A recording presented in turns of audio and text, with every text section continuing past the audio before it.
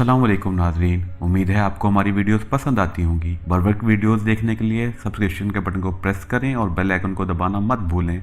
आइए चलते हैं अपने बके हिस्से की तरफ। बिस्मिल्लाहिर्रहमानिर्रहीम। अस्सलाम वालेकुम। सही मुस्लिम हदीस नंबर 5891। अबू सलमा रज़ियल्लाहु अन्हा से रिवायत है कि मैंने ख्वाब देखा जिसमें मेरी कैफियत बुखार की सी हो जाती, लेकिन मैं कंबल ना ओढ़ता था। यहाँ तक कि मैं अबू अफ्तादा रज़ियल्लाहु अन्हा से मिला और इनसे इस ख्वाब का तज़किरा किया तो इन्होंने कहा कि मैंने रसूलुल्लाह सल्लल्लाहु अलैहि वसल्लम से सुना।